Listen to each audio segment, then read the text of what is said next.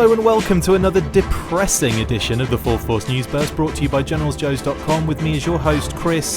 Say it ain't so, McLeod, aka Diagnostic AD. I was going to sing that then, but I decided against it. Joining me today to talk about the possible loss of Robert Schwentke as Snake Eyes director is Justin, are you f***ing kidding me, Bell? So without further ado, let's get stuck into this news burst. Earlier today, Silver Optimus on Twitter directly tweeted us to say that Robert Schwentke might be off the Snake Eyes movie because he won't be back in time for the already delayed filming date, and that a contingency plan was already in effect. The intel does come from a solid source close to the project, and we expect more details to follow soon. This is very bad news for the Snake Eyes movie, and it does appear as though anything that can go wrong will actually get worse. With principal photography postponed a few months ago due to the director's choice to work on a passion project instead, it did leave a sour taste in the mouth and forced production on the film to a screeching halt. We still haven't heard anything in regards to casting, and now that we could be looking at a new director, it wouldn't surprise me in the least that we get another delay and more controversy to follow. In hindsight, this isn't a shocking revelation when you consider how long it actually takes to make movies, and for the director to jump ship and expect Hasbro and Paramount to wait for them was a very big ask indeed. It also went a long way in proving how important this film was to the director in the first place. Justin, shocked? More of the same? How do you feel about this development? It's kind of mind-blowing. And it'd be one thing if this guy was, like Steven Spielberg or James Cameron or something like, jumping through all these hoops and going through all this trouble just to make sure that he sticks around. But for Robert Schwentke, I think it's about time he just cut ties, regardless of whether or not he thinks he's going to come back. This is ridiculous, it's almost unbelievable, except that it's actually happening. So, and, obviously, he either isn't taking the project very seriously or Paramount isn't taking the project very seriously, or just all of the above. I think the second one, yeah. Yeah. And so, honestly, it's not like this guy is an Oscar-nominated film director. It doesn't appear that he's actually put a cast together yet. It doesn't appear that they've really started a whole lot of work on the project. I think we've done more work casting than they have. I think so. I think we've spent more time recording podcasts than they have actually working on the film. So I think it's just time, regardless of whether or not he thinks he might be able to make it back from his earthquake movie or volcano movie or whatever the hell movie he's filming. Just say thanks, but no thanks, Schwentke, as much as I'll miss saying his name. I think it's time to find somebody else to helm this passionate reintroduction to a franchise that's seems to be continuingly like just wounded and injured and limping towards the start date. How do you think it'll affect the quality of the movie? Do you think it's going to lead to another delay? Surely it must do, right? I would hope so. Although, like we were just saying, it doesn't seem like they've actually done any work on it yet. So maybe it won't. I don't know. Do you think maybe they had thoughts that when he did this, that they started kind of going into kind of like, I don't know, conservation or survival mode, and maybe they had contingency plans to back these things up? Do you think that's something that has just come into effect now and that they may be buffered for that kind of possibility? I think that's possible. Anytime a director of your movie says, I'm going to take a 6-month break to work on this other project, then I would hope, me as a little piddly IT manager for a small hospital, I would prepare for the worst in a case like that. I got to assume some multi-million-dollar franchise, film franchise is going to do the same thing and kind of at least have some sort of backup plan in place. But you do bring up a good point. That they must have had scripts written and all that stuff that Schwentke kind of signed off on. Who's to say this new director, if they do bring a new director in, is going to like any of the stuff they've done so far? And if he doesn't, and if he wants to go in a whole new different direction, then, what are they going to do? They're going to have to go back to the drawing board, and they're certainly not going to be able to rework an entire film within the next, month to start principal filming when they want to start it. So no matter how you slice this, I think it's almost got to lead to another delay. As far as the quality of the movie, I don't know. Wasn't really sold on Robert Schwentke from a quality standpoint anyway, so I'm not sure how this will affect it. But I don't understand, unless they have some other director just kind of in the holster and ready to go, I don't see how they could still get this thing done in any semblance of time. That leads me to my next question, actually, for you. Does this mean we're coming back around to DJ Caruso again? Because he was he was in like the main kind of the hot seats way back when we were discussing G.I. Joe 3 as a possibility. Do you think he might be the backup plan they have, or do you think there's a long list? I mean, are there any directors that stand out to you? God, as much as I'm kind of off base on popular actors, I'm kind of off base on popular directors. It's even worse when it comes to the back. Yeah, the directing stuff, and you're probably better off with the best boy grips, aren't you? They're the problem. I know my way around boy grips. I'll tell you that much. But I mean, besides like the big names, I can't really think of, Catherine Bigelow is a name that kind of comes to mind as somebody who's had some experience with some military kind of thrillers. Who's that guy, Paul Greengrass, I don't remember if that's his name or not, but there's some folks like that I think have kind of the skill set to direct an action, a military-oriented action film. Yeah. But, they're not going to get a huge name on this movie. I think DJ Caruso is probably the most likely candidate. And the interesting thing is, if you go to IMDb, and obviously IMDb isn't known for its 100% accuracy. They still have G.I. Joe Ever Vigilant as being a rumored film coming out in 2020 with him still attached as a director. So they're probably closer than we are. Yeah, exactly. Maybe they'll just wipe Snake Eyes off the map and just continue on with the G.I. Joe Ever Vigilant or whatever. I mean, who knows what the plan is. So by not reporting on anything, they've basically got up to the same point that we are right now. Exactly. Yeah. So we're back where we started 3 years ago. Yeah. It's crazy, isn't it?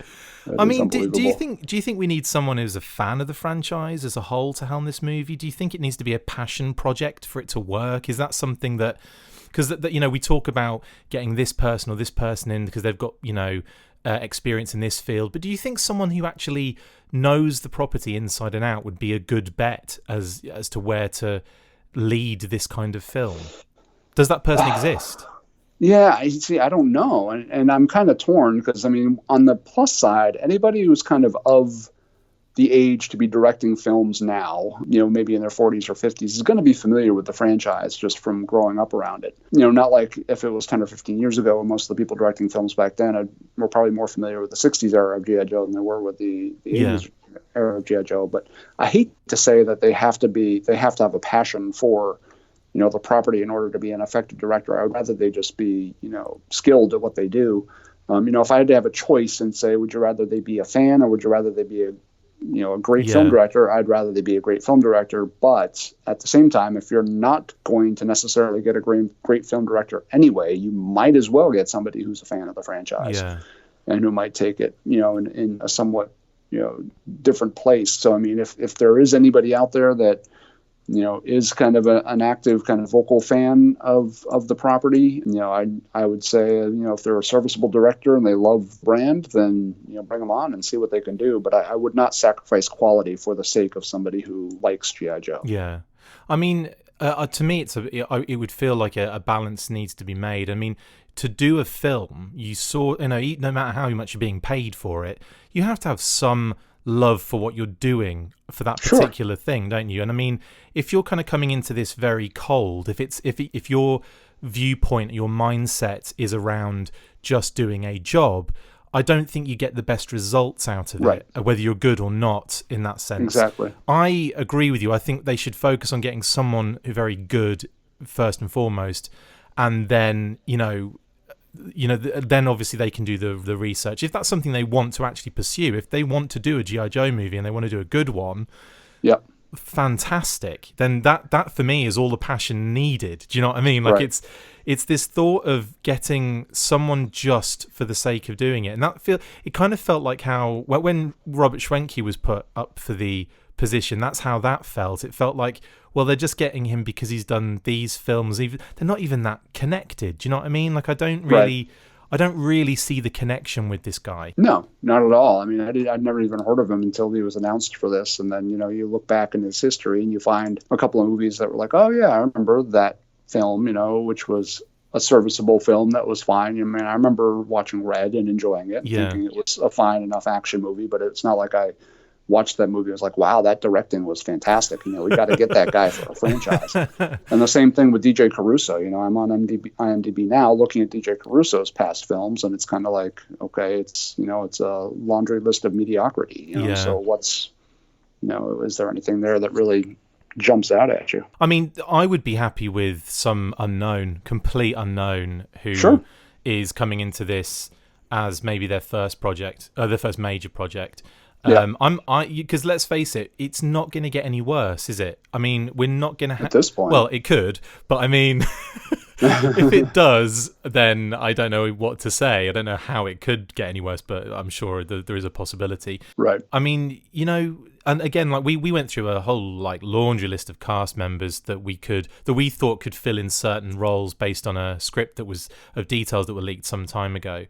And, even that list, by the end of it, I was thinking, you know what? I think this could probably do with a fresh coat of paint completely. Mm-hmm. Yeah, definitely. In any case, finally, is this movie doomed, Justin? Are we looking at Exorcist levels of being a behind-the-scenes calamity here? It certainly seems like it. I mean, no matter what news seems to come out, it doesn't seem to be good. I'll have a lot more faith, as we've both been saying all along. I think we'll feel a lot better once things actually start moving. Yeah. And it seems like we're constantly getting to this point where, like, okay, things are about to start moving. Maybe we can start having some faith. And then it's like, oh, here's another rug I'm just going to yank out from under it and push things back a little ways. It just, Hollywood is a fickle industry. And I think when they were, trumpeting G.I. Joe originally, Transformers was riding its high of Michael Bay's billion-dollar, film franchise. So it made sense. Oh, G.I. Joe's another toy brand from Hasbro. Let's get that in and see if we can capitalize on it.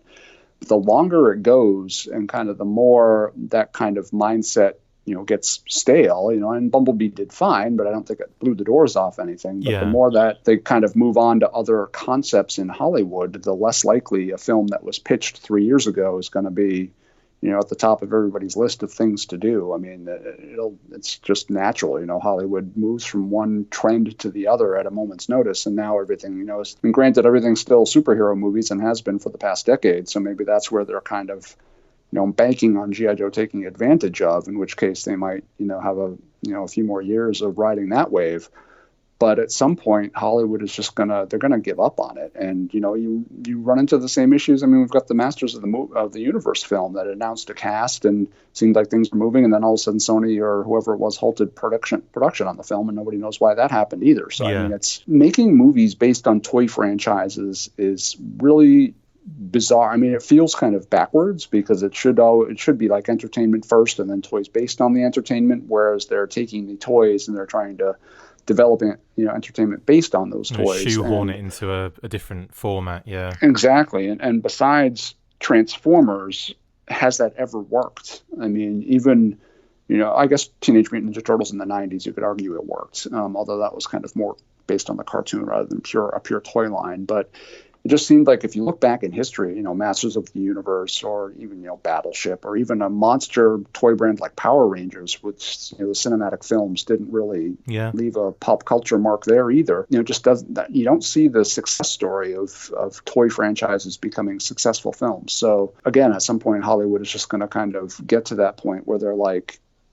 sorry, you had your chance, but we just can't afford, and I don't know how much money Paramount has spent doing whatever they've done so far. Maybe they haven't spent anything, so it doesn't really matter. But at some point you wonder, can they keep on funding things like this without some kind of something happening of some kind? Yeah. So, I mean, maybe this is easy money. Maybe Hasbro's fronting a bunch of stuff and they don't have to worry about it, which is why it keeps on lingering in limbo. But you do have to wonder eventually if it's just going to end up, fading away into obscurity again. Well, we'll always have water parks. Anyway. Absolutely. Who needs a movie? We'll go to Malaysia and ride the water slide. Justin, thank you so much for jumping on and chatting very depressingly about this very somber news yet again to the Snake Eyes movie. One of these days we're going to get on one of these shows and actually, have good things to report. Yeah, like a casting or a trailer or... Oh, wouldn't that... I mean, we're talking a long way off, but, it's filming it's has begun and we're getting pictures from the set, that kind of thing, yeah. I sit here and I moan and I whine, but the minute we start seeing pictures from the set, the minute we start seeing trailers, I'm going to be geeking out so freaking hard, it's not even funny. Oh my God, Lightfoot's going to be in it, that kind of thing. Yeah, exactly. Yeah. Could you imagine? Anyway, buddy, thank you for jumping on. I really appreciate it, as always. Sure, not a problem. That's it for this instalment of the Full Force News Burst. Thank you to my awesome co-host, Justin Bell. See you next time, and as always, full force? Mediocre force? Yeah, we'll go with mediocre force. Make sure you get involved with the discussion by liking, sharing and commenting on these videos, and as always you can keep up with the show after listening by following on Twitter @TheFullForce, liking the Facebook page facebook.com/TheFullForce, and if you would like to contact the show you can message us on either of those platforms with feedback or questions. We have also started a Patreon page, so if you want to see your name up in lights on these videos or enjoy exclusive bonus content, then check out patreon.com/TheFullForce podcast or click the link on any of the posts this podcast appears in. Full Force. Cobra is taking over this month with Cobra Convergence 4. The entire month of July will be turned blue thanks to Hooded Cobra Commander 788 and a plethora of G.I. Joe related YouTubers, podcasters and much, much more. So make sure you check them out over the 31 days of July. All hail Mighty Cobra.